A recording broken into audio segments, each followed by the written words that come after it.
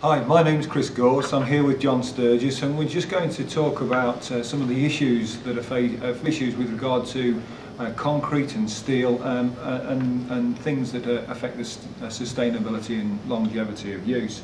I know you've been looking into a few things really regarding the use of steel and concrete, and I'd just really like to know what your opinions are and what research you've looked at in terms of which materials may be considered more sustainable, or probably more importantly, which issues have to be considered when you're considering the sustainability of either concrete or steel, John?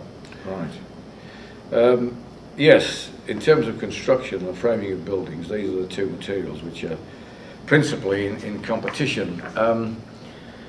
You can do various calculations. You can look at things like embodied energy issues, and you can look at overall costs and so on. And things tend to come out not too differently, I suppose. It depends how you do the numbers. But one of the issues with buildings is longevity. If you put up a prestige building or something which is designed to last for a century or more, then it obviously has longevity, and it's built with high quality materials, and the whole business of what to do when the building comes to the end of its life is really purely academic, because it isn't going to come to the end of its life for a significantly long period of time. But there are buildings that are made, many buildings are constructed, which have a seriously limited lifespan. Or a seriously limited span of life in a particular usage, and you may want to change the usage later. Now, under these circumstances, the material that makes the building frame can actually have an impact. Some years ago, a colleague and I looked at a place in London, Winterton House, which was a high-rise building, a high-rise accommodation building, put up in the 60s with a steel frame, concrete floors, and it was clad with factory-built outside panel units to keep the weather out. Now, there's two ways of treating that at the end of its life. You can dynamite it and have a big pile of rubbish which is then no use to anybody. You've just got to take it away and bury it or whatever. Or you can systematically dismantle a building. And in the case of Winterton House, this is what they did. They stripped the whole house down to the steel frame. It's 260 feet high. It even took out the concrete floor decks, and when they'd done that, they found that the steel frame was still in excellent condition. So then they installed new floors, and they put a completely new skin on the outside, a brick skin. At the bottom, the walls were 3/4 of a metre thick. At the top, the normal thickness for a brick wall, completely refitted the building and turned it back into a 26-storey accommodation unit. Apparently the price for doing this, as against demolishing and starting over, was only 50% of the total rebuild cost. So there was a huge saving in recycling the building, or at least the frame of it. And that could be done with a steel frame building.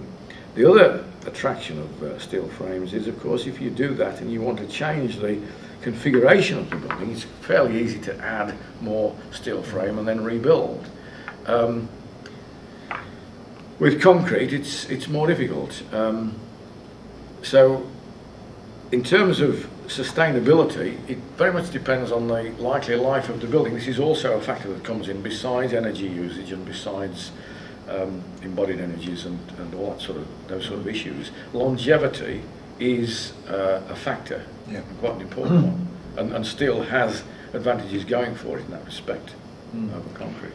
I know often you talk about in terms of strength terms, the economics of concrete often outweigh that of steel.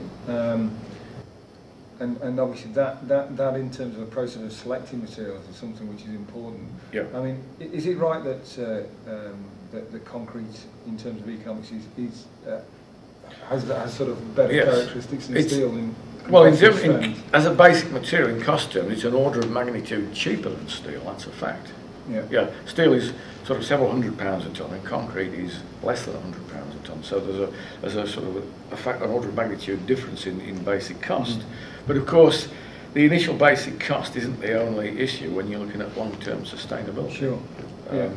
So it's a difficult one, and it very much depends on the building and its location and its likely use and what the building is there for. There is no, if you like, one size fits all solution or answer to the question. In terms of recyclability, in terms of the energy that goes into recycling concrete and recycling steel in its pure form, does steel come out better than concrete or vice versa? Well, steel has the advantage that you can cut it up and cart it off to a steel plant with an electric arc furnace, and you can recycle it because the electric arc furnace works 100% on scrap steel. So it's very easy to recycle the steel and produce new steel, which is of equal quality to the stuff that you've got rid of. Recycling concrete, particularly if it's filled with rebars, is a bit more problematic because you've got to demolish it, and then you've got to remove the rebars, and then usually you've got to crush and grind the concrete to put it to whatever use you want to do. You may put it to the use of using it as aggregate for more concrete if the original concrete's of reasonable quality and the demands of your new application aren't ultra high, then that's a perfectly viable solution. So it's in terms of ease of recycling, I suppose the steel it's easier to do. It's interesting because obviously, I mean, steel's a quicker material to build with in terms of steel compared to concrete. Even I think if you take into account the fire protection that's needed. But the economics of actually erecting concrete framed buildings, even though it's slower sometimes, does take over that of steel, and I presume that depends on the world resources of steel. Well, again, when the Americans built a very tall concrete building about 20 years ago in Chicago, it was a 70-story building, and they used steel formwork, and because this was cut and shaped and could be reused, they were able to put in place at least one story a day. So the speed of erection isn't necessarily worse in the case of concrete. It just depends, because that was for a specific building, a very tall building, and at the time it was the world's tallest steel reinforced building. Whether it still is, I don't know, but it would be interesting to take another look at that, because it was high strength. They used high strength concrete. Yeah. Right. Thanks ever so much for that, John. We'll continue this debate over which is the more sustainable or more economical material to use in terms of concrete and steel, because I think it's one that does need tackling in further depth.